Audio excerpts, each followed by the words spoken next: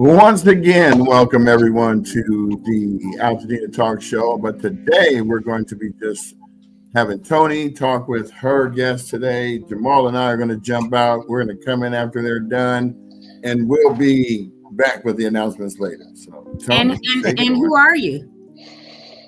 I thought I said my name. No. No, I'm Brian, and you're not. I'm Jamal Smith.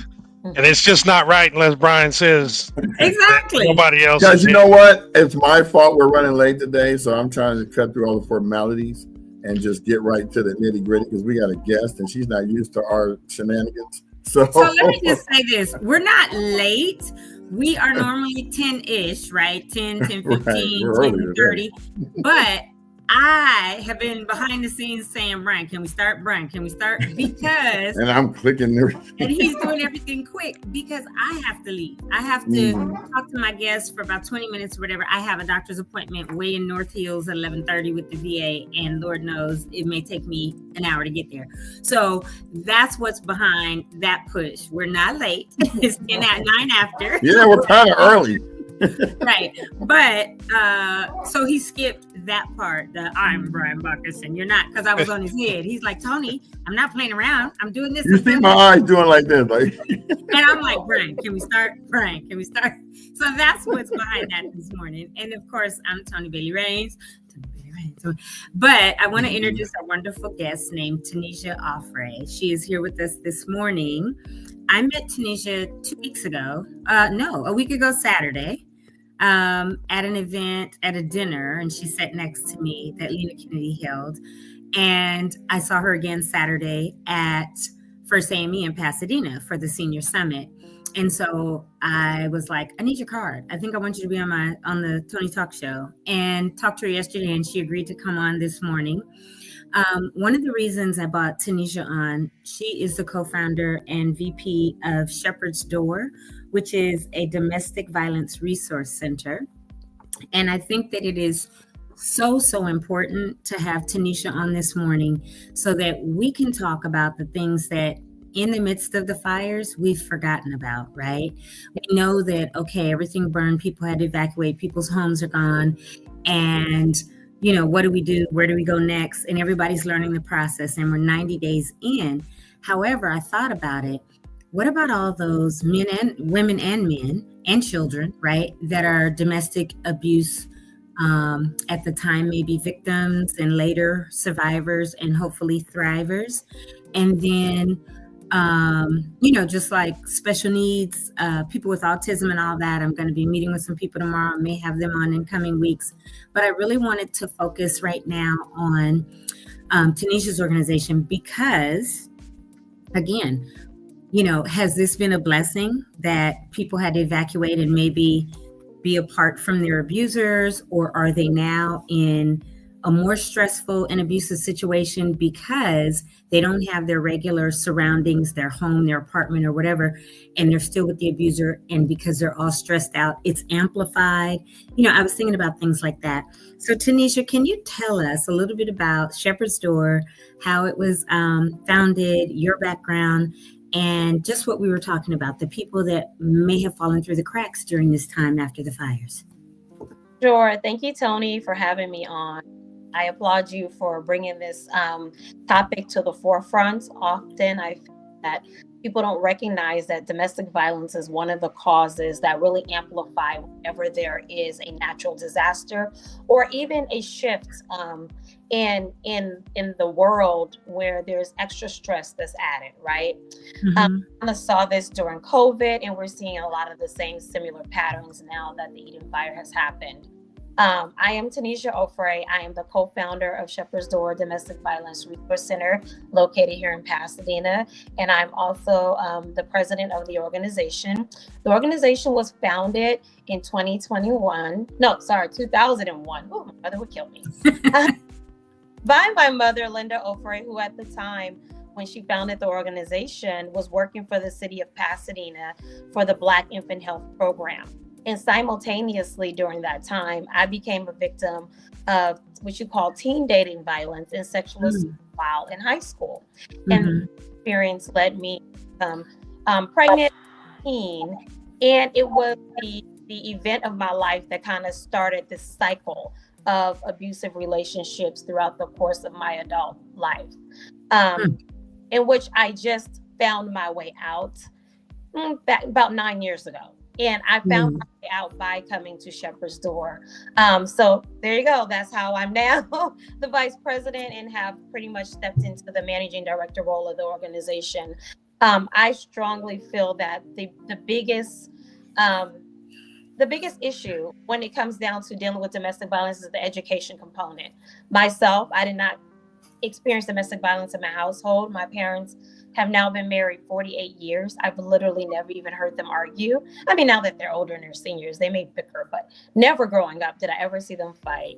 My dad is the most kind, gentlest man ever. And I've always saw a really good team with those two. So it wasn't something that I was exposed to at home, but I was exposed to at school.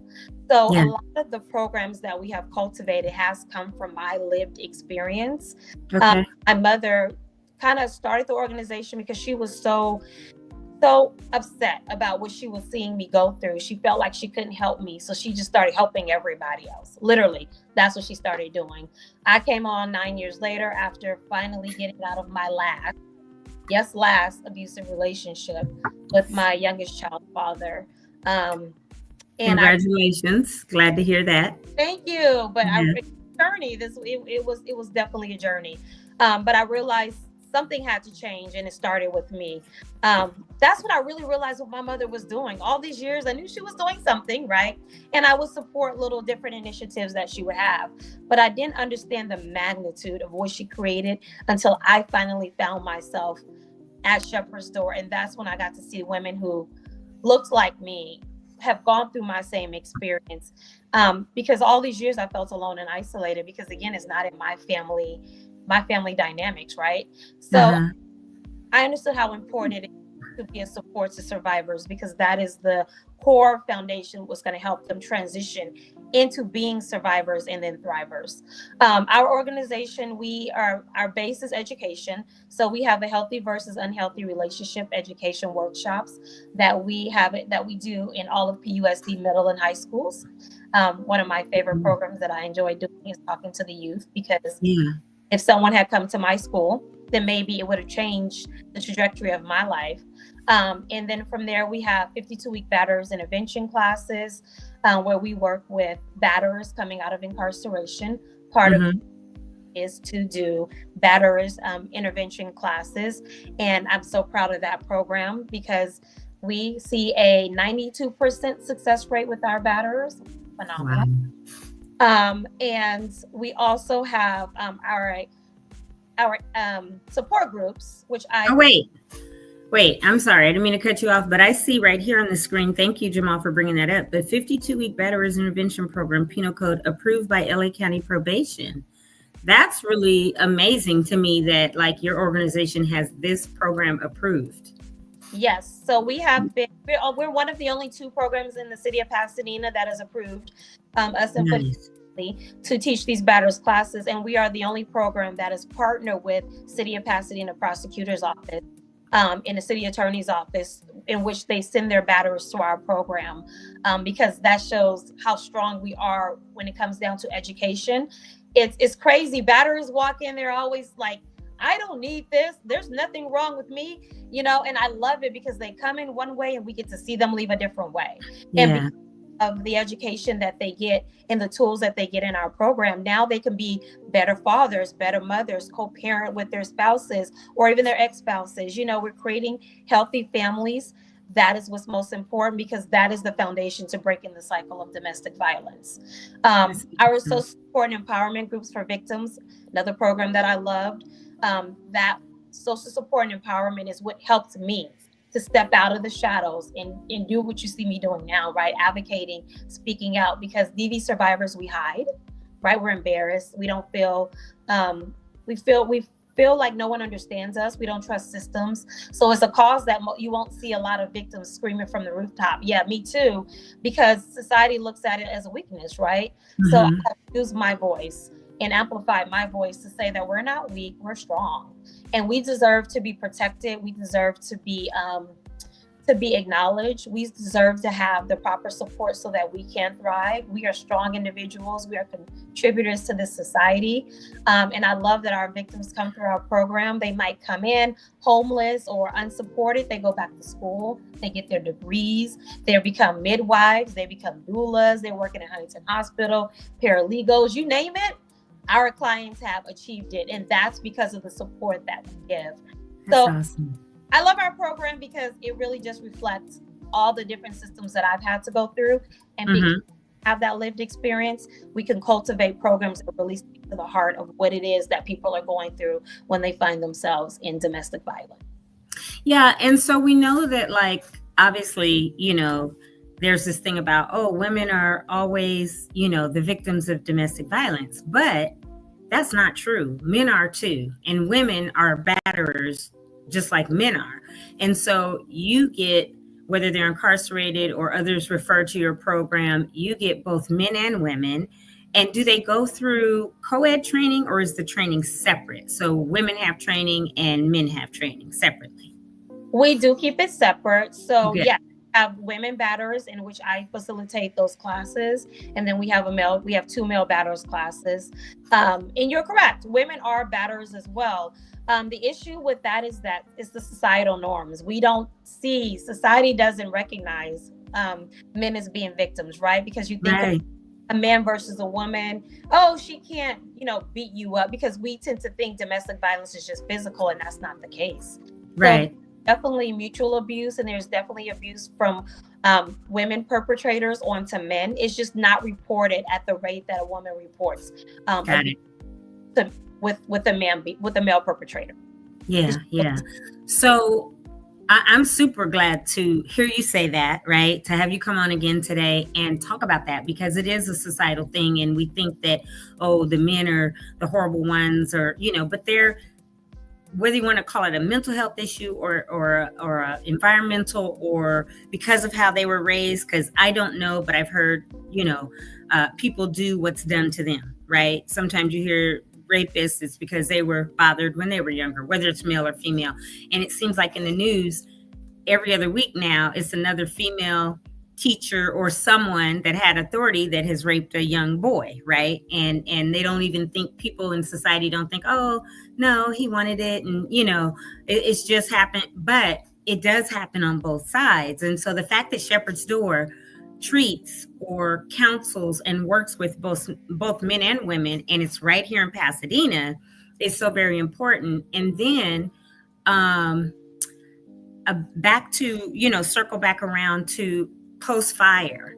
And like you said, COVID, we saw that happen. Have you had an uptick in people that post-fire have said, I'm still with my batterer, but things have gotten worse, right? Because we're stressed out, because we are not in our home or whatever. And how is it that they can anonymously get to you? And Tunisia, I know your camera just went off. I don't know if someone called your phone or whatever, but if you can still speak, we can, I believe we can still hear you. No, maybe not. Tunisia had technical difficulties earlier this morning with her laptop. And so it looks like her phone is buffering and bringing her back in. But forgive us for a minute. Hopefully she can jump back in. Well, as we know, those tech problems happens all the time. Yeah. But her website and the things that they do, it's amazing. Oops. You want to bring it back up? Yeah, let me just bring it back and up. Thank you for actually going to it, and as she was speaking, looking at stuff, because this is such an important thing to talk about. Yeah, I was trying to actually go along as she was talking. A couple of them I couldn't find, but I went to this particular page, and it's the program services, and it kind of goes over everything. And she could probably speak to this. Looks like she's about to pop back on. All right, okay. I'll let her talk now. I'll talk later. Could you speak to this particular page? Bring that back up, Jamal. Jamal is great. When you were rebooting or coming back in, he was talking about how amazing the website is, and he had gone to this program services page, and just that wheel of, the domestic violence I guess is what it's called, a wheel or whatever that is. Could you speak a little bit to that? Because that looks pretty interesting to me. Yes, this is called the domestic violence wheel. I love this wheel because I'm also a expert witness in court. Whenever there's a DV case and they need my expertise, I will testify. And I love to bring this wheel because this wheel is what domestic violence is, right? In the center of the wheel, you see power and control. So the person who wants the power and control is the perpetrator. Domestic violence is all about having power over someone else. Whether you do that physically, right? Mentally, emotionally, by isolating someone. All of it is about obtaining control over the other person. And around the wheel of the different tactics that abusers can use in order to gain that control. Most of us only recognize physical abuse, unfortunately, but people don't realize that the emotional abuse, the isolation, the threats, the coercion, those things actually happen before physical abuse even happens. So the reason why a person can stay in a relationship for that amount of time and endure the physical abuse is because this abuser has been great with controlling the mind and making them so afraid of them with all of these tactics that they use. And then the isolation is a big part, because if I pull you away from your support system, and this is why eating fire is such an issue, this is why we saw COVID being such an issue, then now that person is even more entrapped in this relationship with me, which now I can do whatever I want to them because they have nowhere to turn to and nowhere to go because they're isolated. Wow. Yeah. Wow. I mean, literally, that's all I could think when you said COVID and eating fire. Everybody that's been impacted that was in Altadena, right? Whose houses are not still standing, who have not gone back to their apartments, they're burned out. They're now more isolated because that community in which they physically lived, right? Maybe their church was there, maybe a sister, a brother, a cousin, friends that were close that they might have felt safe. Oh, I'm going to go over to this person's house or whatever. Now we're scattered all over SoCal, right? And not even just SoCal. People I know have gone up north. People have gone with kids in Michigan and like just all over. And if you are one that was dealing with that, right, living in a home or whatever with the batterer, then now if you went away, you're displaced and your batterer went with you to the new place of residence where you are, there's nobody, right, around necessarily like it was before that could help you. And then Jamal, if you could bring that wheel back up, because it looks like Tunisia popped out. I'm sure she'll pop right back in. But I was looking at something that was on there, Jamal. Okay, good. And I know you had enlarged it. Thank you. But when I went around the wheel, I saw using economic abuse, right? So that's money, withholding money, or trickling it out, I guess, like, oh, you can have this much for gas, but you can't have, this. Using coercion and threats. We know about that as being abusive and having power and control. Using intimidation, emotional abuse, calling you names and everything that, other than your real name or something kind, using male privilege. Now, again, we talked about this being two-way. So it's not only men and women. So if you were a woman, a female batterer, then you would replace using male privilege with using female privilege. And then using your children. We know people a lot of times use their kids as pawns and dangle it, whether it's a male or a female. And then the minimizing, denying, and blaming, that our narcissists do that constantly, right? And then using isolation. So Tunisia, when you popped out again, I asked Jamal to bring this wheel back up. Yeah. Through everything that's on here, because I was saying I can really imagine right now with everybody being all over the place, right? If you had to be displaced because your house is gone and now you and your abuser she's having real technical difficulties, you guys, apologize for that.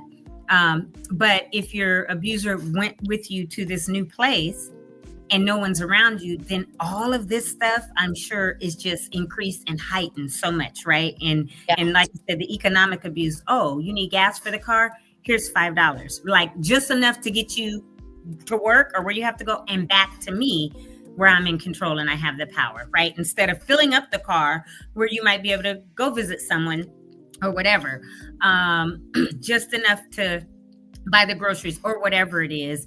But it makes so much sense to see this wheel and how all these things tie into that power and control element for an abuser, whether it's male or female. You hit the nail on the head. Everything you said is 100% and accurate. And that is exactly what victims are feeling, especially being isolated and removed from whatever support system they may have. And then when you buckle down and you think about African-American individuals, right? We don't trust systems anyway, at all. And we have the right not to. So when you're removed from the only environment that you know and the support system that you know, and now you're thrusted somewhere else, that distrust is even heightened. So that population of people is definitely not going to really seek help. And usually when they do seek help, they're not properly supported, right? They get ignored or they don't get offered all the services that they're supposed to have. So that's why representation is really important. We're trying to put the word out to as many people as we can that we're here, because that's the biggest thing that a survivor needs to know when they're ready to leave, right? Is where do I go? Who can I call? Who can help me? That is the one thing that keeps a person entrapped the longest, not knowing where to go or who to turn to. And then also not trusting the systems, not trusting if I call the police, oftentimes we don't get believed, and or you might kill my partner right in front of me. Even though I don't like him or I don't like her, I might not want to watch them die, right? That's trauma. Or if I go to this program and I tell you what I'm experiencing, you might report me to DCFS, and then my kids might be taken away. So all of those things are factors, especially when I'm thinking about our Eaton Fire victims, especially our African-American population, is letting them know where they can go when they're ready, or if they're ready, that there's a trusted source and someone who understands, who can guide them through the process and get them into safety and help them transition their lives if they're ready to get out of those situations. And are you all, I won't say accessible, but reachable or something 24 hours, right? Because we know that domestic violence can happen around the clock. So like, the normal workday may be 9 to 5 or might be 9 to 9, whatever, for your center, whatever it is. But what are the hours that during the day someone could reach you? And then how could somebody reach Shepherd's Door Domestic Violence Resource Center after hours? Or what is the best plan of action for someone if they are right now in immediate danger, a threat, they don't trust systems, they don't trust the police? What would you suggest they do, right? Whether it's contacting Shepherd Door or someone else. Just tell us what that process looks like and how best to get the assistance that they need for immediate and then even long term. Yeah, there's a national domestic violence hotline that you can call wherever you're at and let them know that you're actively trying to flee domestic violence, and they should be able to connect you with either a shelter, motel, or something to help you safely transition. And then from there, you can start to look into the resources that are in your area. We don't have a 24-hour hotline. However, we are accessible online. We have people reaching out to us via our website 24 hours. We do respond. We have people reaching out to us on social media. We do respond. As far as our actual office, our location, we are only there Monday through Thursday from 9 to 4. However, again, if you reach out to us on mail, via our website, on social media, we will respond in real time and help you navigate from there. But as far as being able to come in for services, that is, during working hours. But the national hotline is something that is very accessible to anyone who's just looking for whatever services are available to them in their area, just to get to safety in that moment, and then connect to resources in your area from there. And even if you find yourself outside of the Pasadena area and you want to still reach out to us, which many people still do, we can still connect you to a viable resource in the area that you're in.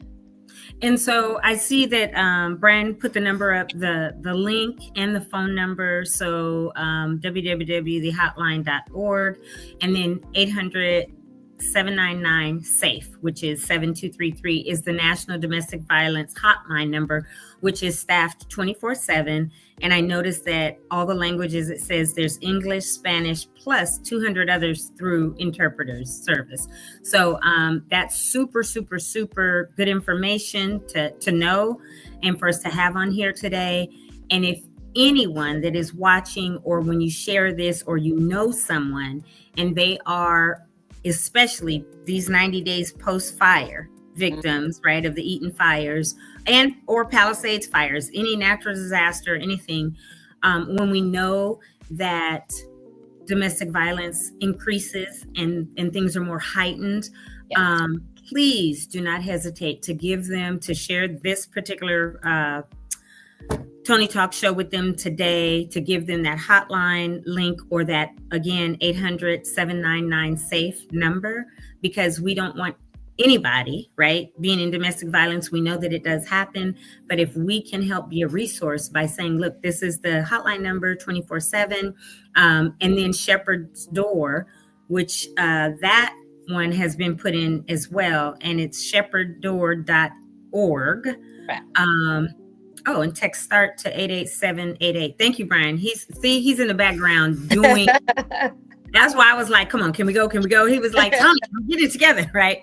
Because he does all this and puts all the different stuff. Him and Jamal, they're amazing. Like, you know how you say you got a hype man or a hype woman? Yep. They are the most amazing technical gurus that when I'm able to talk to people and bring people on, they're in the background listening and doing everything. So I'm so incredibly grateful for them in the background, because as you're speaking, they're putting stuff up. Jamal, as you saw, brought the website up and was showing people and showed that amazing wheel.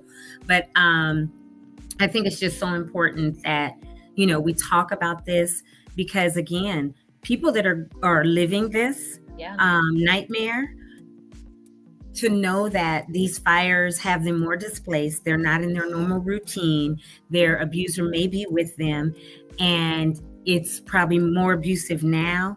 You are not alone. You don't have to suffer in silence. You don't have to sit there and continue with the abuse. If you want a way out, if you are in bad shape and like, I got to get out of this before he or she kills me, right? Or our kids or whatever, please do that. Please contact someone. Text start to 88788.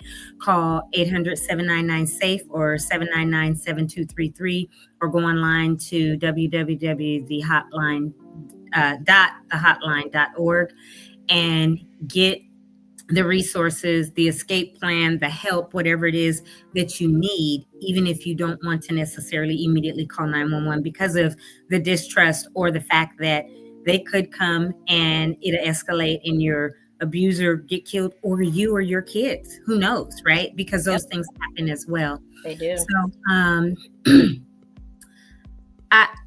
I'm looking at this clock because I'm supposed to be on the road right now, but I am not going to force it. I'll get to the VA for my appointment when I get there. And if they say you're too late and you got to reschedule, so be it. But I think it's so important for us to have you on and be talking about this. Did we have any comments in the chat? Let me go from full screen to the chat to see if anyone... no, there were none. Somebody did say, good morning, great topic today. Are there any questions from anyone who's watching in the chat, or any comments about Shepherd's Door, about Tunisia? Tunisia, you've been amazing. I know Brian and Jamal probably have some questions, so I'm going to let them ask that. But I'm so thankful that I just met you a week and a half ago and that I brought you on here, because this is so incredibly important. Go ahead, Jamal. Yeah, this is very, very powerful. Me having known several, and I know it's predominantly women, but I've known several women to be in abusive relationships, full spectrum, right? From full on physical abuse to just some minor, I don't know, I won't call it, it's not minor, but psychological kind of abuse. What are some of the signs, especially for the young ones out there? And I'm a girl dad, so I'm really heightened. This is really important to me, and I know others are out there. What are some of the signs, especially the young ladies and men can use to kind of identify maybe the beginnings of some abuse, and in particular the psychological or some of the other types of non-physical abuse? Yeah, that's a good question. The first sign for me is when a person withdraws, right? Like the isolation part, and when they no longer can use their voice. Usually they're trained not to say too much, because you don't want to say the wrong thing and someone finds out. Like, they have more of a demeanor where they're trying to hide, even in plain view in front of people. They're just really withdrawn. They don't, really talk a lot. They're very like timid and a little shaky, a lot. Those are like the little red things that most people don't pay attention to, that I can see very clearly in someone right away, because, I lived it, I know. Right? Because again, they're taught to hide even in plain view. And people think, oh, well, just because they can show up and they can look good and, they can still do their everyday functions, their job, drop their kids off to school and all those things, that you don't see bruises, that it must be okay. You have to pay attention to the subtle signs. A person who doesn't really want to communicate a lot, a person who doesn't want to be around people a lot, a person who is very withdrawn. Those are all like little red flags of there's something strange that's happening here. It's not that they're shy, but maybe they're trying to hide. And what is it that they're hiding? And most people will never just come straight out and say, oh, I'm in an abusive relationship. And that's why I think it's really important that the information is always around. I think domestic violence information should be everywhere. I think it should be in the offices. It should be in the schools. It should be wherever they're in the hair salons. Yeah. Yes. In the barbershops. Wherever people. There should be buses, everything. Yeah, that a person can just grab, because they're not going to always say it, but at least they know, okay, I know I can call and reach out so that I can start figuring out how to get out, because most of them are not going to call the police. You guys, and what about they're not going what about those signs? Like I've seen, on IG or things, these little videos where people are being drugged by their partner or something into a car or across a parking lot, and they can put their hand behind them, and is it like doing almost like a high five but behind your back, or something that tells that you're in distress? What are those? Because if people don't even know that there's something that they can do, and then other people don't recognize, oh my gosh, they're in a bad situation, probably a domestic or whatever. I've seen that. So can you talk about potentially what those are? Jamal, you didn't have to pop off what those are. I just thought about it like right now when you were saying, like, look for little things, but are there physical signs that people that are in distress are being abused and they're out in public that they can give that might alert someone? So usually a lot of that is around human trafficking. Trafficking and DV can sometimes go hand in hand, right? So for there are hand signs. Actually, I don't know the actual signal to show you, but you can look it up. There are like hand signals that were created specifically for human trafficking victims. And again, human trafficking and DV can mirror. They're not always the exact same, but they can mirror. And with that, people do give hand gestures or eye looks or try and get attention from people in public without verbally saying it or making a scene that there's something wrong. Please help me. But again, we all go through our life and we're like, oh, it's not my business. And I tell people it's all of our business, because if my neighbor next to me is in her house or his house and they're being abused and their kids are going to school with my kids, what's the likelihood that their child might become physically aggressive with my child, or be disruptive in the school because of what they're experiencing at home? If the police is showing up there every other night, how is that affecting my household and our community? We all have a vested interest to care, and we can care without meddling. We can care by just simply offering information.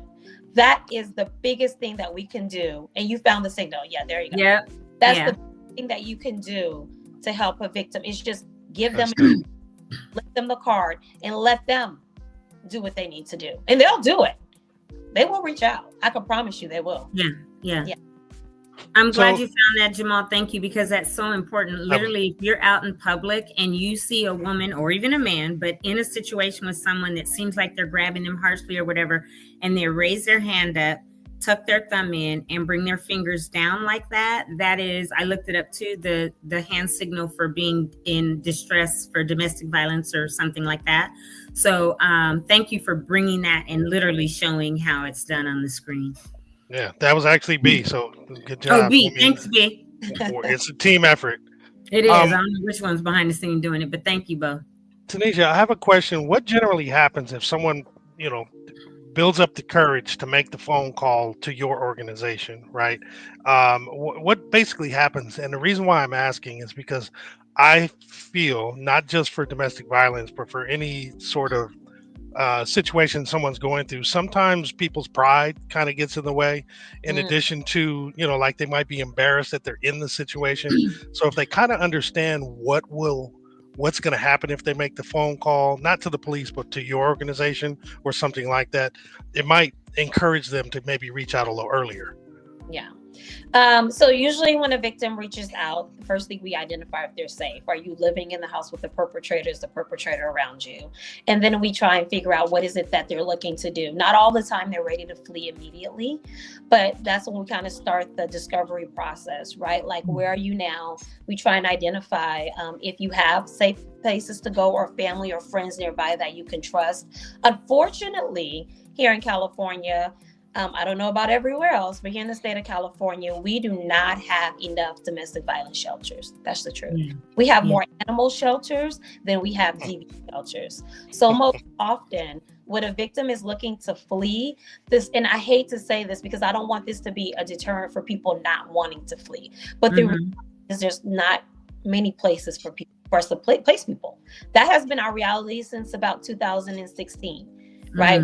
They're really seeing, oh my God, what is going on? Why all the shelters are full? And then when COVID happened, we had shelters that closed down and never came back.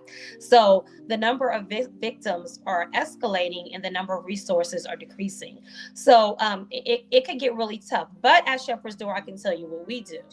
We will make sure that you're not on the street. We will connect you, whether it's to a motel voucher or some type of a housing resource to have you safe and off of the street. And then we will work with you from there. If you need to get a restraining order, we will help you get that.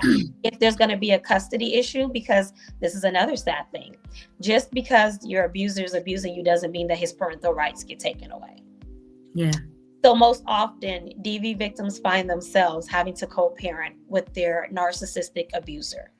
Oof. And that's not easy. That is another way to keep abusing the victim. Yeah. So it's the support and the education component, which is going to help them to navigate those challenges if they find themselves in that.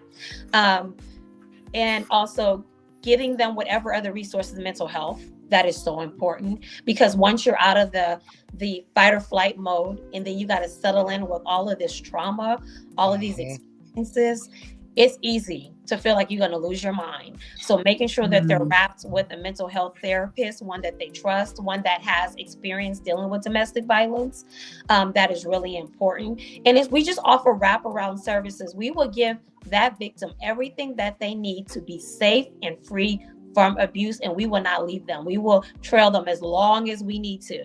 And most people don't realize that it takes 5 years minimum. 5 years minimum for a DV to become stable. That is because of all of the abuse. You can't take them out of that situation, place them in a house, give them an apartment, and tell them to thrive. It doesn't happen that way. Yeah. They got to heal. They got to process all that stuff. And that is really be ready to release that person, because we hear so many times, well, why'd you go back? Right. And unless I think and I have not been, but unless you've been a domestic abuse survivor, right? Just like getting out of any relationship, it's not easy, right? There are memories there are things that linger after a breakup. And sometimes even what may seem like very twisted to somebody that's never gone through that, they feel like that's their security, I believe. And so that process, I'm sure, to work with them and get them beyond that, I'm sure is not easy. And I can imagine why it would take a good 5+ years, for them to get stable. The number one reason, and I can tell you this, the number one reason why victims go back to their abuser is because for stability. That is it. A lot of people think, oh, it's because I love them. It's because that they have been so isolated and they've been so controlled, and they have no access to money. They have no access to their house. They have no access to anything. And it's scary being out here alone, right? You've been removed from your support system. You haven't talked to your family in 30 years, 20 years, 10 years. You have no friends. Now I'm out here all by myself. I'm navigating a system that is not set up for me. Right. The court system is not set up for victims. You want me to go to court, look my perpetrator in the face, Right. and think that I'm going to live after that? Right. Right. Because I had to go through that. It's not a cakewalk. So people have to understand that victims often go back because sometimes you think it's easy to survive that than to leave, because we don't have enough in place in society to fully protect them. And that's why being connected to resources in a program that will stick with them, that will be their support. We go to court with you. It's scary to go to court. Victims don't report it. Victims they do not press charges because they don't want the person to go to jail. They don't press charges because they know that oftentimes they're not going to go to jail. And then what's going to happen? Because I told them, it's going to be worse. Come back. Yeah. I'm not going to say anything. Right. So the laws and systems in place that's going to truly support victims the way that we need to. We can't get mad at them for not leaving. And I all the time, stop telling people to leave. Are you going to take them in? Are you going to protect them? Are you going to help them for the next 5, 8 years, whatever it takes to be okay? Are you going to stand up to that perpetrator who's going to be at your door? I have perpetrators that showed up looking for me several times because they figured out you're the one. And I'm like, yeah, I'm the one. But at the end of the day, I'm not going to leave them, right? It's not an easy journey. And we have to understand that the systems that are in place are not there to really support them. So it's easier to survive than it is to leave.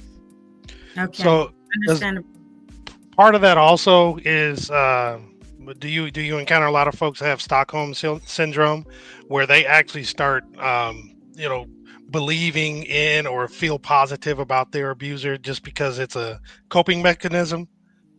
Have you heard of Stockholm syndrome? Because I have.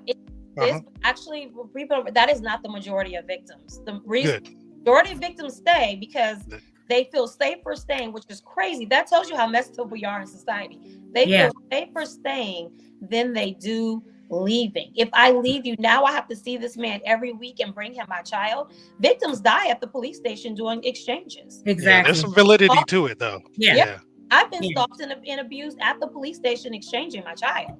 So that's really the core issue. People think, oh, it's Stockholm, they love them, but it's survival. It seems like more than anything, it's survival. I don't know if that's coping mechanism. Yeah, well, and they got to survive, because if you don't have anything, don't have a place to live, don't have, like she said, stability, you'd rather go and survive and be like, all right, I might get cussed out, I might get hit, but at least I got this roof over my head for me and my kids. At least I have food. At least I have gas money. At least and though to us, right, that are not in that might seem crazy, I can't sit here and judge anybody because I'm not walking through that every day. And my survival is not predicated on me going back to an abusive relationship or an abusive household or whatever. So, wow, this has been very enlightening. I hope she's able to pop back in. But I'm so thankful that I met her a week and a half ago and saw her again Saturday and could bring her on today, because again, after something like these fires and everybody being displaced, okay, what's next, right? Like, what happens to everyone that's going through something else, like being in an abusive household, in a relationship, and now you're displaced, even more isolated, and can't necessarily get the resources or the assistance or help that you need. So, Tanisha, I don't know if you can hear us. I know you're having a little bit more trouble. I would love to continue this conversation, and we are going to do so another time on this show. However, Tanisha will be at the Ashes for Anthems Resource Center and concert, which is on the 26th. I know, Jamal, when you go through the announcement, you'll talk about that. But Tunisia is going to be there. Her nonprofit will be there, because we do have a resource hub and a wellness hub. So I believe Tunisia was putting her information in. I don't know if you already did for the concert so that they can reach out to you, but you will be there, I know, that day. If you haven't put it in, Tunisia, please go to the website today and do your application to be a vendor. As a nonprofit, you will get a booth at no charge. We would love for your organization and resources to be there. Make sure you put in there, there's notes, say referred by Toni. I'm going to call Keisha in a little bit, or Catherine, and say, hey, there's a org that definitely is putting their information in. Make sure we have space for them. But yeah, you'll be back on the show at some point, because I think that this is a really rich conversation that needs to continually be addressed and talked about. And as we continue to move through this aftermath, or this recovery, right, of these fires, we have to make sure that those that may be in DV relationships or households are also recovering, and that they know the resources are there for them, regardless of if it's leave or stay, get counseling, because I can't tell anybody what to do, right? I don't know their situation. Of course, all of us want to say, get out. But again, I've never been through that. You do. And you just explained that it's not as easy as we think to just say, get out or whatever. I know that if I don't get on the road within the next few minutes, I am going to be super late in the VA. If I drive all the way to North Hills and they say, sorry, you're too late, goodbye, we will do it again, I'm going to be like, really? but I hate to even end it. I know we've had, this podcast truly shows how much you each care about Altadenians and I do, Marcus, I'm gonna tell anybody, I'm 57 years in, right, as an Altadenian, because, that's when in 68, when my parents bought their house. But this is our community. Altadena will forever be our community if you grew up there, and whether you reside there currently or not. And a lot of people don't, obviously, because of fires, but we'll build back, and many of us will move back too.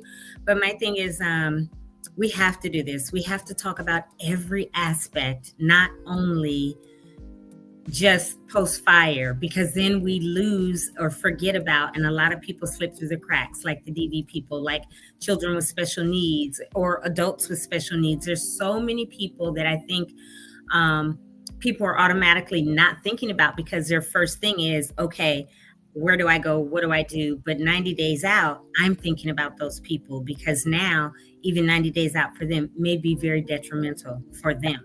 Right? We know that children have had a hard time with their schools burned, and now they're in a whole nother school that has capacity for their amount. But now you've got on one side this school, on one side this school. Every now and then you interact or whatever, or they may not. But just the trauma of seeing that their home and their schools are gone, and now they have to almost start over in a new location. And how temporary is it, right?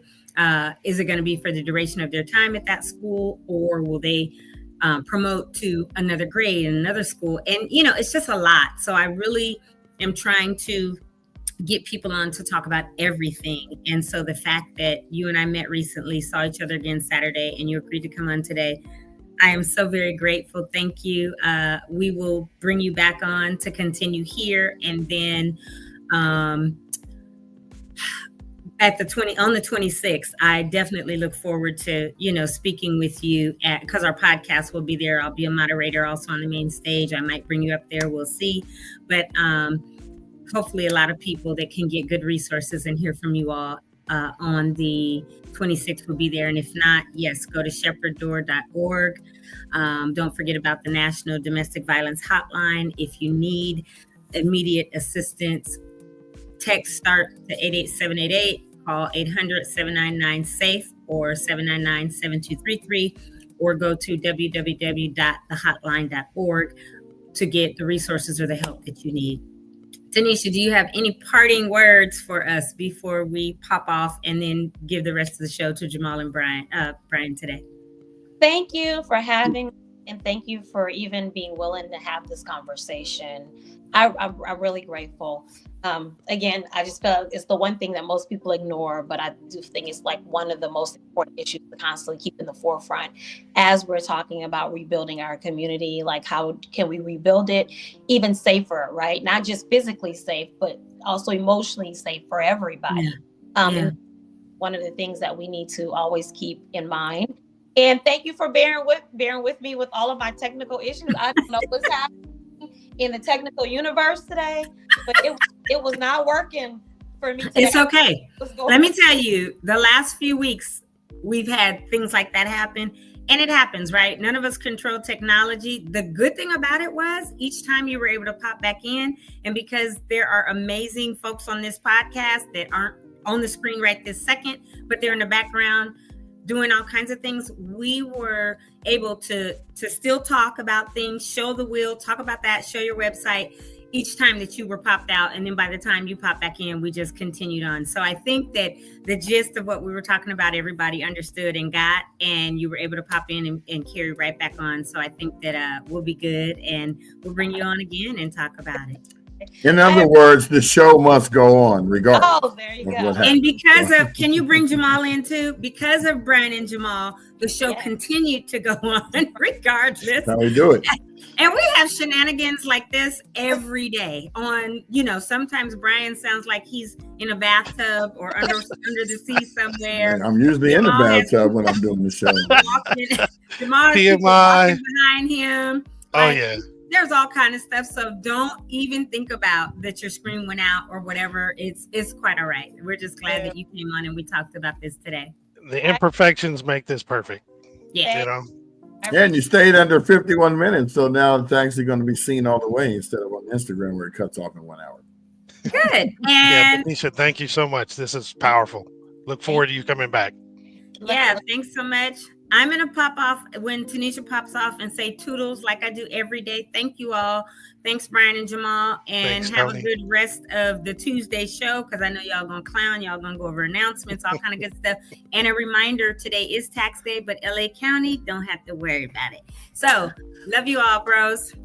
And I'll see y'all tomorrow. Yes, you will. All right. Toodles. Hope you make your... Look, I'm going to make it. They may or may not take me, but I'm going to head out there right this minute. So I'll talk to y'all later. All right. Look, she got her purse ready to go. Okay, it's starting off. It's like...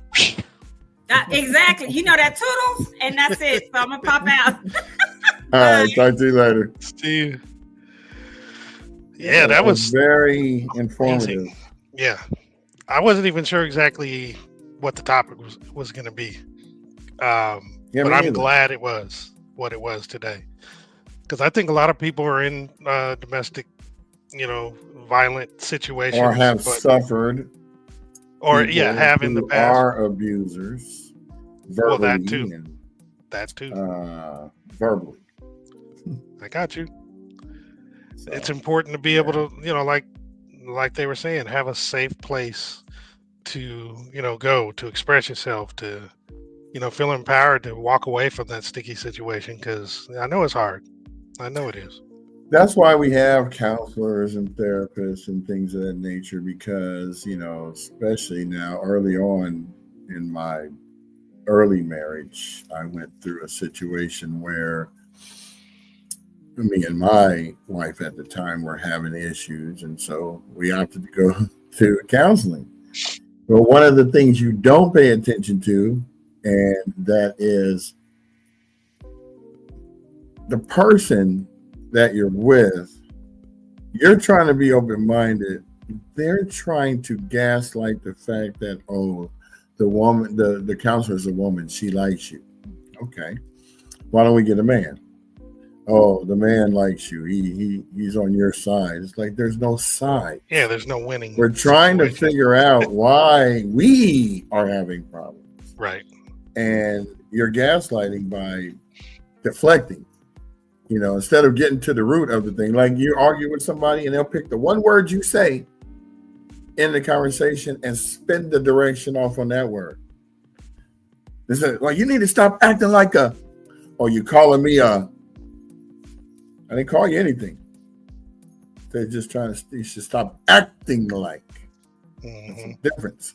If you told me I should stop acting like a punk or stop acting like a whatever, I mean, like, well, in what way am I acting that way so I can figure it out? Right.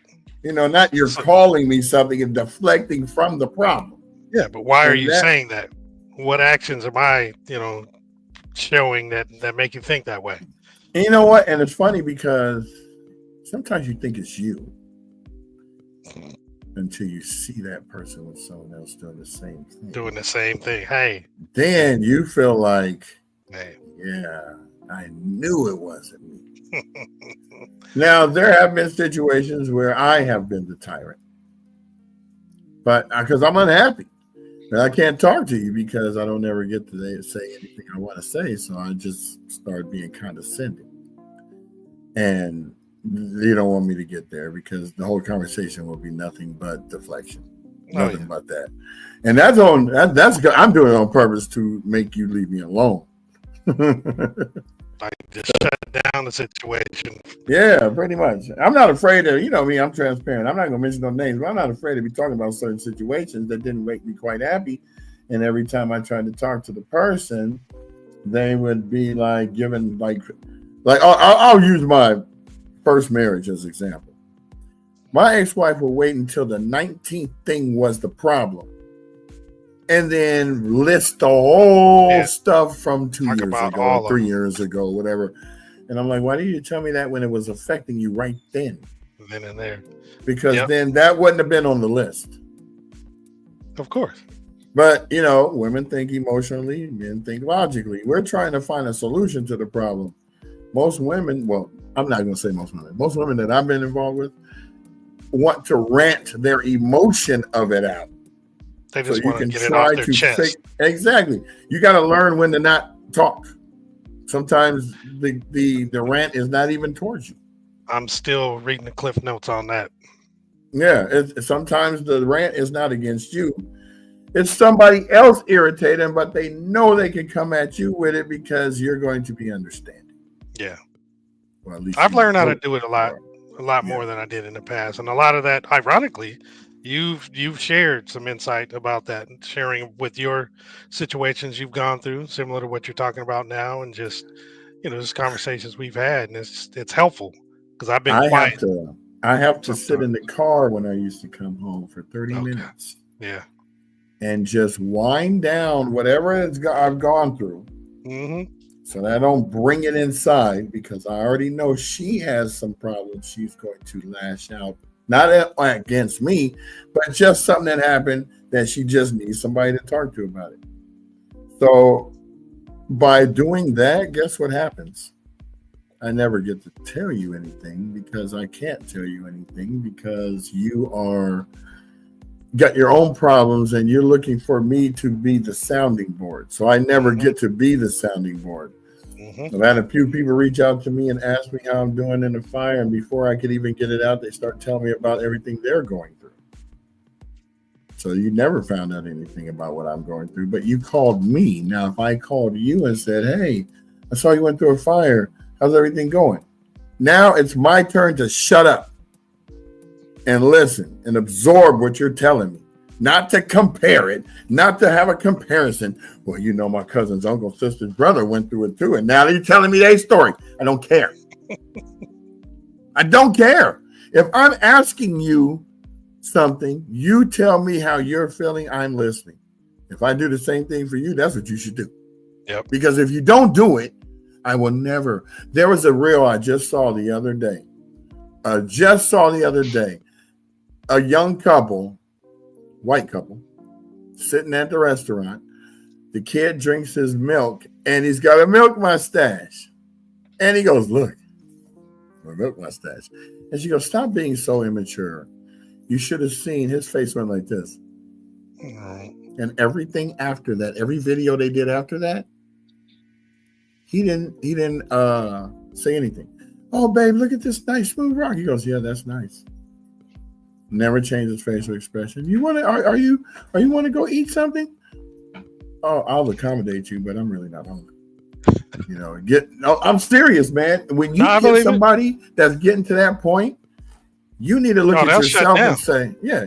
You need to look at yourself and say, where did I shut him down or her down at? Yeah, and it was like me. That requires someone to self-reflect, bro. And a lot of people will not do that. I'm the most goofy, stupid person because I like to have fun and I like to crack jokes and I like that. So I'm around dummies. I'm not saying that they're dumb, but I'm around people like me.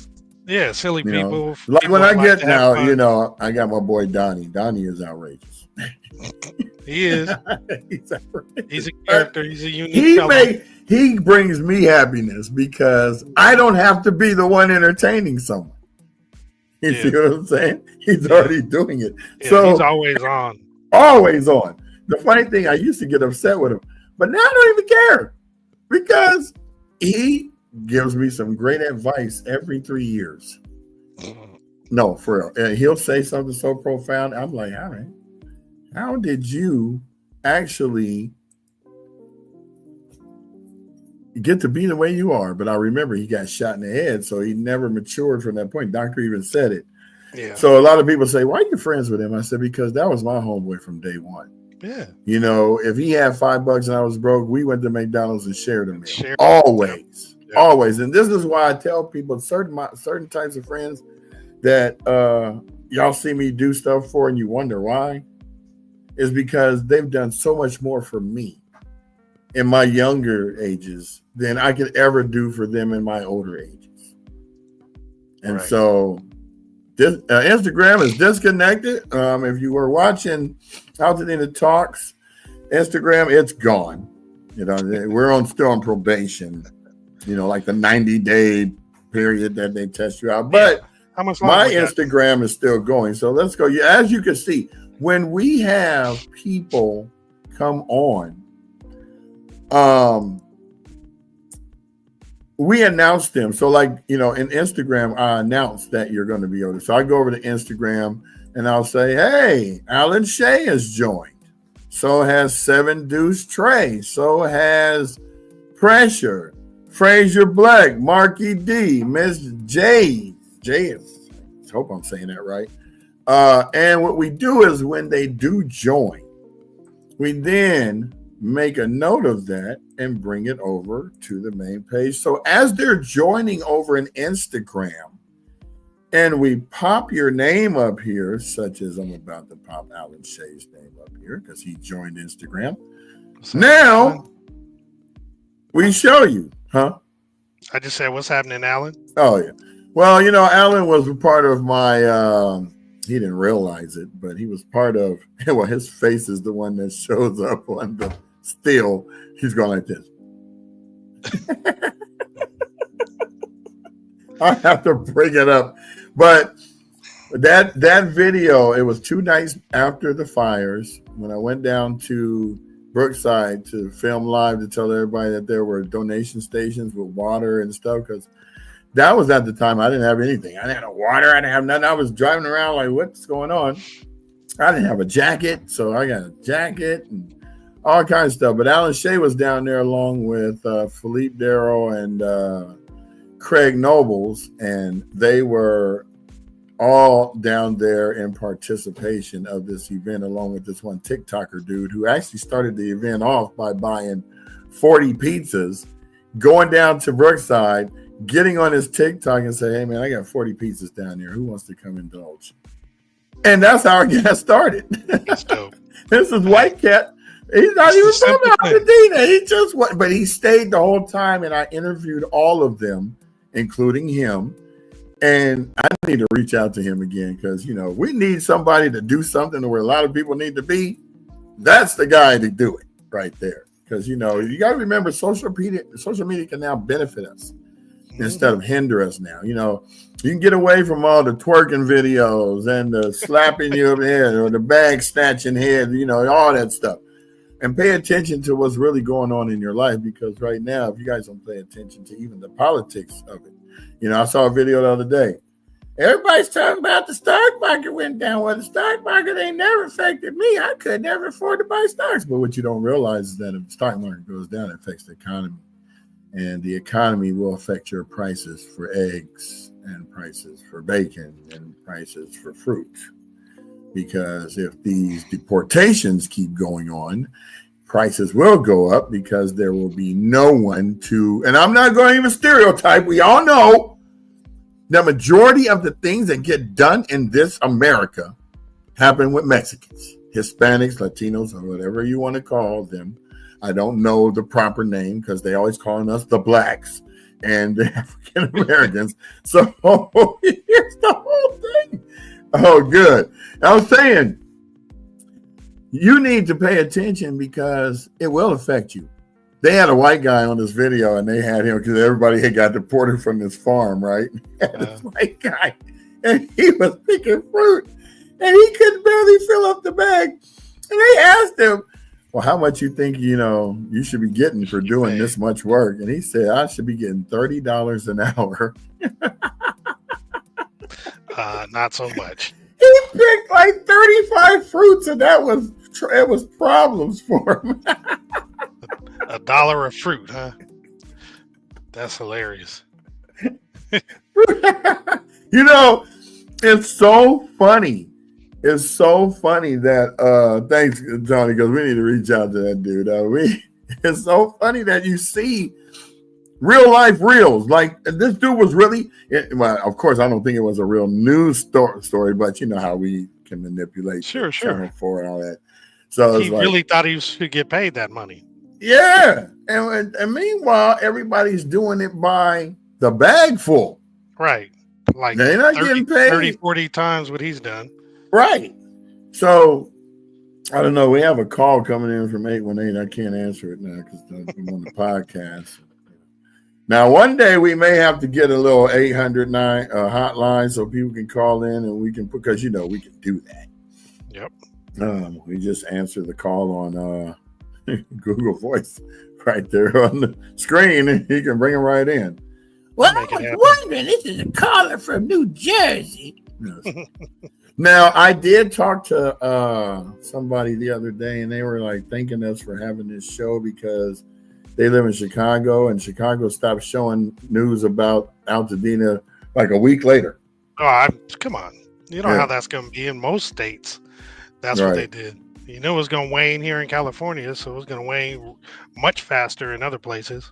So I'm glad they're tuning in. That's beautiful. Well, I'm gonna let you go ahead, and Alan Shea says, "Thanks, gentlemen." I gotta pull up. For sure, Alan. Thank you. And what I'm gonna do is, after I put this comment up, I'm gonna turn it over to Jamal, and he's going to do his announcements. So, if you have been watching this show, you know that sometimes we change it up a bit. So sometimes we do the announcements up front. Like tomorrow, we'll be doing it up front because it's way back Wednesday. And I'll be talking about my day that I'm going to spend at Jackie Robinson Day at the Dodger Stadium today, getting my free jersey. So, yes, we'll be talking about all this stuff. So I'm going to go ahead and let you go ahead and do what you're going to go ahead and do. So go ahead. I can't hear you. You muted yourself. We're going to go through all the slides today, so we're going to jump on it.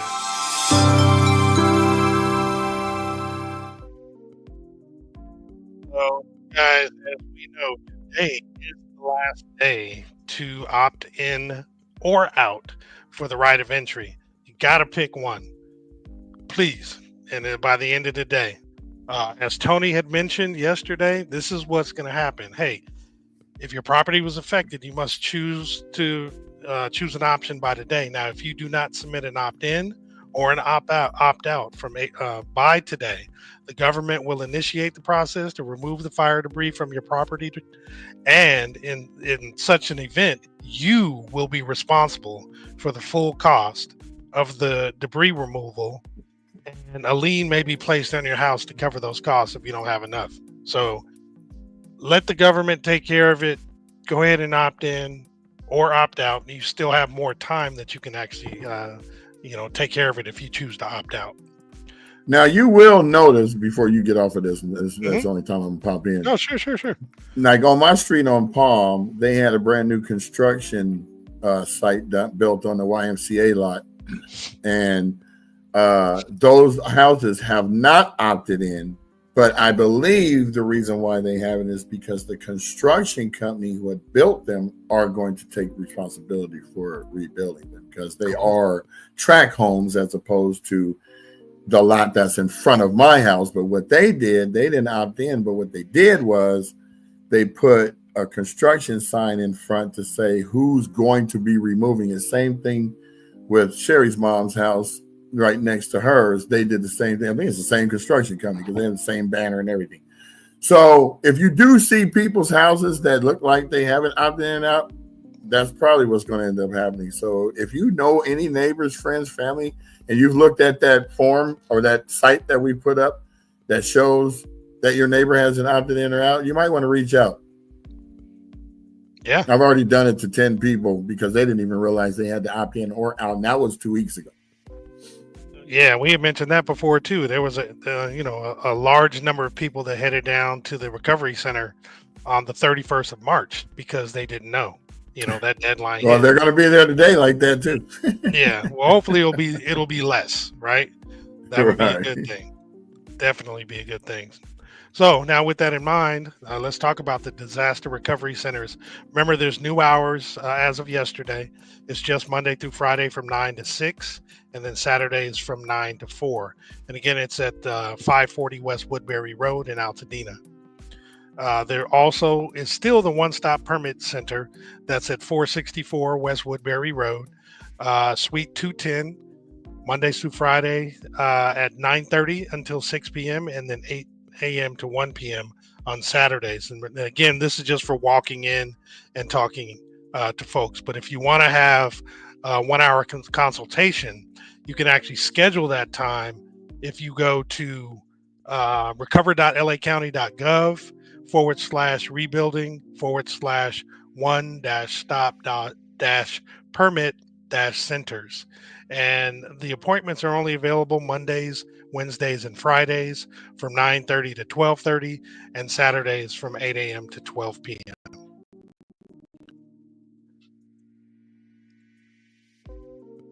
We still have a couple locations for the World Central Kitchen. We have it at the Sierra Madre YMCA at 611 East Sierra Madre Boulevard and Gordy's Garage parking lot at 843 West Woodbury Road. Both these locations are Mondays through Sundays from 11 a.m. to 3 p.m. and then again from 4 p.m. to 8. And there's Iglesia del Nazareno on Mondays through Saturdays from 4 p.m. to 7. And this is at 3541. Why do I keep leaving the one out? 3541 Brandon Street in Pasadena. Then we have the Dina Relief Drive at the Pasadena Church, 425 Sierra Madre Villa Avenue, every Saturday until they tell us they're going to stop from 11 to 4. And if you'd like to volunteer, go ahead and scan the QR code. Pacific Oaks College, they have distributions on Tuesdays and Thursdays from 4 to 7 p.m. This is at 45 West Eureka Street in Pasadena. They have new women's clothing, air purifiers, face masks, and a wide variety of other things. Now, the seniors luncheon, this started a couple weeks ago, and it's every Wednesday from 12 p.m. to 3 p.m. at First AME Church at 1700 North Raymond Avenue, Pasadena. And seniors can expect to have lunch, games, fellowship, and much more. If you want to participate, you can RSVP msz_strong@yahoo.com, or you can call 626-673-2200. And tomorrow we'll actually have, it's going to be, you can join KBLA Talk 1580 Town Hall. It's the LA Eaton Fires 100 Days and Counting. The first 100 attendees will receive a complimentary air purifier, plus they're giving away $100 gift cards for like Safeway, Albertsons, Pavilions, and Vons. If you want to register for this, you can go to kbla1580.com, and it's going to be at the Robinson Park Recreation Center at 1081 North Fair Oaks in Pasadena. And it's going to be tomorrow from 4 to 6. And also simulcast on KBLA Talk 1580 on their YouTube channel. We had James Farr on last week to discuss this, so it should be a good event. There's also the Easter Family Fun Day. It's going to be this Saturday, the 19th, from 12 to 3 p.m. That's at 175 Euclid Avenue in Pasadena. There's going to be food, music, games, gifts, and more. And to register, just go to AltadenaTalks.org/Easter Family Fun Day. Ready, Sweat, Go. Still have that Eaton Canyon Fire Community Give Back event featuring instructor Jackie James, or you can come for Pilates and stay for the community. It's every Saturday this month, so there's 2 more Saturdays. So it's this Saturday the 19th and then the 26th at 1 p.m. And to register, go to ReadySweatGoStudio.com. And as we mentioned before, there's going to be the Ashes to Anthems benefit concert and resource fair on April 26th from 11 to 9 p.m. It's going to be at Memorial Park in Pasadena. This will the whole purpose is to rebuild, restore, revive, and hold Dina. And again, we will have far more information on this as we move closer to the event. And because Toni is key connection to this, because her church is helping put this on.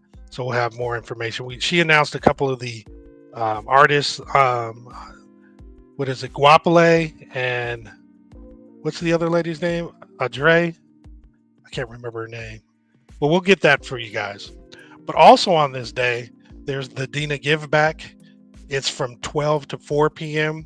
This is going to be at Holy Assembly Church of God in Christ at 55 East Villa Street in Pasadena. This volunteers are encouraged to sign up at cityboysgiveback.org. At this event, they're going to be distributing new shoes, new athletic wear, Stanley Cups, food, water cases, and gift cards. And they will be raffling off a few items. And also on this same day, the Brothers of Alpha Phi Alpha Fraternity Incorporated, Eta Pi Lambda chapter present Dina First Aid Day. Is going to be at Jackie Robinson Park. Thank you, Andrea Day. Thank you so much. Jackie Robinson Park Recreation Center at 1081 North Fair Oaks Avenue. This is going to be, again, Saturday the 26th from 10 a.m. to 3 p.m. And with that, take it back to her name is show. Andra Day. Andra Day. Sorry, Andra Day. All good. It's all good. I like her as a performer. I can't remember her name. So Andra Day. I like to get people's names right because I hate people saying. No, I appreciate it. Hey, I was called James and. I get emails written to me called Brain. Brain, I know. But see, Brian is so common. Jamal, when I was a kid, was so unique. Them folks didn't know what to call me. Brain has AI in it. Brian has IA in it. So I'm either internal affairs or artificial intelligence. Or which both. one do you want me to be? Internet and Facebook internal affairs. Now this was really good show, man.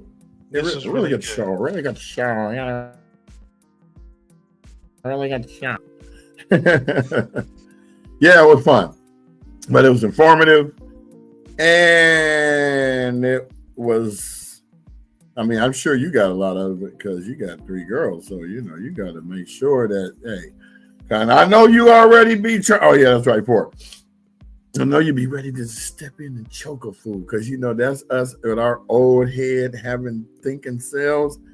But sometimes you got to let them work it out. But if it gets to the point, let me tell you, I'm going to just put this out there. So my sister was going through a situation with her first marriage. This was years ago, decades ago, right? Mm-hmm. And she didn't want to tell us nothing, but I love my sister to death. And my brother is just straight crazy.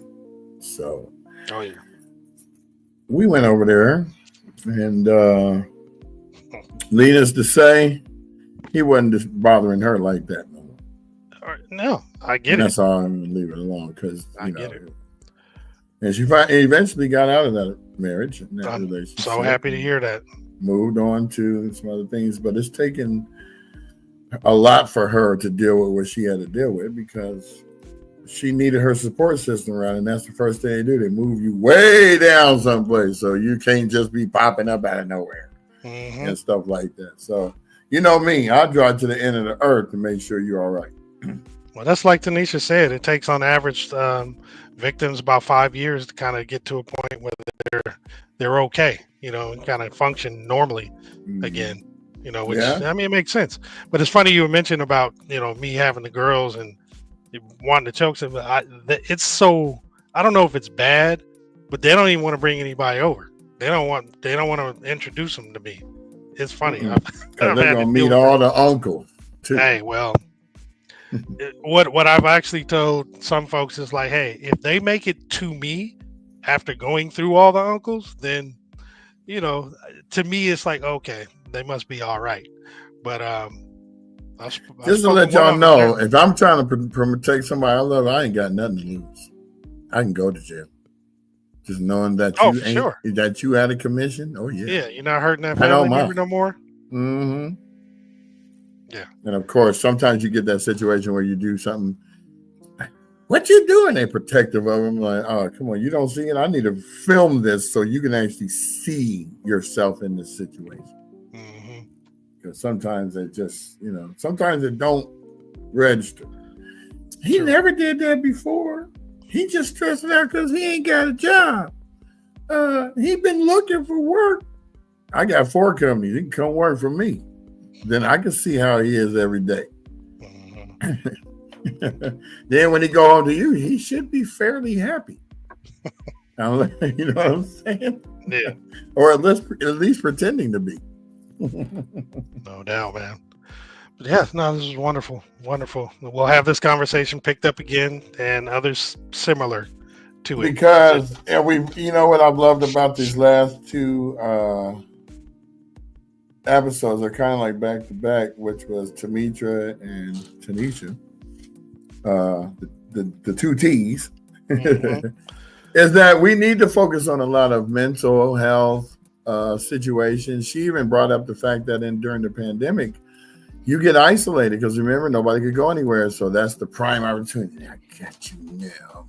I'm gonna do everything I can while I can. And we see these movies, and that's why I don't like to be watching that garbage in the first place. That's why I'm always outer space or superhero, because it's better to live in fantasy land than be watching The Burning Bed or some stupid movie that portrays it when there should be more focus on the help and not the abuse. So I mean, it's important to know what they go through, but you don't have to go so granular. I don't really need to see it as graphic. Make it an ABC after school special, But that's what I'm saying. Bring it you down. You can describe it, right? You don't just have to, make it 45 minutes of just the abuse. No, let's have 45 minutes of the recovery and the help. Yeah, like right now, we don't show you guys before every show. Oh, look at what the fires have done to it. Oh, look at that. You see that footage right there? That's not where we're at this stage in our lives. We're at the stage now where we're recovering. And that's going to take longer. Like you said, it might take 5 years, for a person's mentality to recover. So we're kind of based. In fact, this is a perfect example. What you're going through right now, and that the end is coming, the light at the end of the tunnel, but it's going to be 2 or 3 years. Look at the person that's a victim of something like that. And now everything that you've been going through day to day, trying to get through it because it's just a building of a property, of a structure. Imagine someone's mentality going through that, building it back up to the point where they trust somebody again, where they want to go outside again, where they probably want to feel like, what really makes me mad is when a woman has a shape that she can do nothing about. So they were like putting these posters up. Would you let this teacher teach your kids? If that's the way her body is shaped and the only thing she can wear is going to be form-fitting, even if she didn't wear anything form-fitting, you still know. What does that have to do with my kid learning? Right. Focusing on the wrong thing. Like and that's the gaslighting. Person focusing on that one word versus the concept that you're trying to talk about. I get it. And so people can't be pretty or handsome and teach your kids. So we need all ugly people to be around to teach our kids. People like Large Marge from Pee Wee Herman and, Rasputia. Come on. You don't have to make it so that everybody's the same, man. It's like give my right. I did exactly. Like you can't help that. Like people focus on the physicality instead of the mentality, and it's not the same. That's why you don't learn. That's why you sit over there and you continue to be the abusers. When I was younger, the older women, they weren't women, they were still teenagers, they would harass me. I grew up in the project, so that's what's going to happen. But now that's a different kind of abuse because everyone's abusing everyone verbally. Right. It was called, they had a moniker, it's called bagging. Crumbing, snatching, snapping, whatever they call it. Mm-hmm. Capping. The thing is, that's not, you can carry that over, and the people who were the victims of that, I can always, every time I run into one of them that I knew from a long time ago, you still hang out with them, and I'm never going back over there. That destroyed me for my life. And I'm like, wow, really? Because me, I had a father at home. He always say, words should never affect you. You're smarter than these kids, and you don't even need to let them know it. So just do you. Right. I was like, but I had that support. But it's funny when you talked about bagging, though. Those who can bag and get bagged on, they have such tough skin that they can make it through almost anything. They don't take the word seriously. Though that's what you think. Well, because when they go home to their own families, they can't be that way. I know I couldn't, because I started killing my brother, right? And my mom would bring out the switch. Say, we ain't gonna have that at this house. Yeah, I'm sure that dynamic is probably in a lot of them. So then, or you get in trouble or something, and you can't wait to get to school so you can take it out on somebody else. But that's another form of bullying. But we didn't look at it that way. We looked at it like, I'm just going to talk smack because I can. Because now I can get away with it because I'm not at home. I'm not going to get in trouble for it. But the victims of that didn't have the tough skin like we had, they grew up. I know a couple of people I run into. I'm never going to a reunion because of that damage. Right. Just I'm never going to that. Like my own sister didn't want to go to her reunion. My sister is beautiful, but back then, my mom didn't comb her hair, and so she went to school with raggedy clothes on and stuff. And they talked about her, so she wanted to go to her 20-year reunion. She went to Monrovia, so she was like, "I don't want to go." I said, "I'll be your date." And she said, "That's perfect because you know everybody there already." I said, "Yep." And I'm going to tell you all the ones to kick rocks. As soon as we go to her reunion, and I know some of y'all watching because I was hating on y'all. So some of y'all watching it right now, but I would tell them all the background. I was the snitch for my sister. You ain't going to talk to him because he got 3 kids and 3 different chicks. No, he ain't worth it. You don't want to talk to him because he ain't got no job. He never will have one. He just always was the one that did whatever.